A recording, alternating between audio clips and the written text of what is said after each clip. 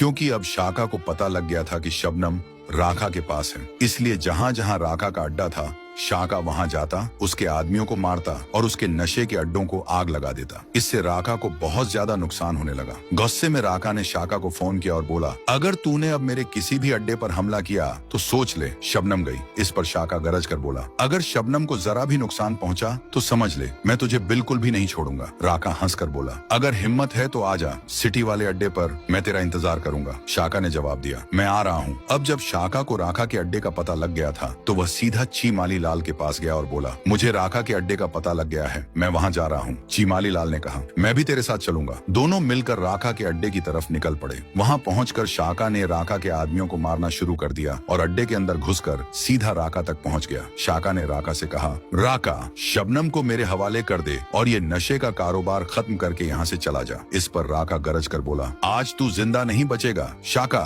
तभी शाका और राका के दरमियान एक खतरनाक लड़ाई शुरू हो गई। शाका ने राका को बहुत मारा और पकड़कर बांध दिया, लेकिन तभी अचानक पीछे से किसी ने शाका पर वार किया। शाका बेहोश होकर गिर पड़ा। वह और कोई नहीं बल्कि चीमाली लाल था। जब शाका को होश आया तो उसने खुद को बंधा हुआ पाया। सामने राका और चीमाली लाल दोनों हंस रहे थे। यह देखकर शाका चीख कर बोला, चीमाली लाल, तूने मुझे धोखा क्यों दिया, ऐसा क्यों किया? और फिर वह दोबारा बेहोश हो गया। अब सवाल ये है, चीमाली लाल ने शाका को धोखा क्यों दिया और शबनम असल में किसके पास है? जब राका दोबारा शाका को मारना शुरू करता है तो शाका चेमाली लाल से कहता है, मुझे सिर्फ एक बात बताओ चेमाली लाल, तुमने मुझे धोखा क्यों दिया? मैंने तुम्हारे लिए क्या क्या नहीं किया? तुम्हारा डॉन बनने का ख्वाब पूरा करने के लिए मैंने हर गांव में जाकर वहां से हफ्ता वसूला, हर बड़े गैंगस्टर से लड़ाई की, कालिया पठान और राका जैसे दुश्मन बनाए, लेकिन तुमने फिर भी मुझे धोखा दिया। इस पर चेमाली लाल कहता है, शाका, मैंने तुम्हारे लिए क्या नहीं किया? जब तुम सड़क पर भीख मांग रहे थे तब मैंने तुम्हारी मदद की, तुम्हें अपनी गैंग का हिस्सा बनाया,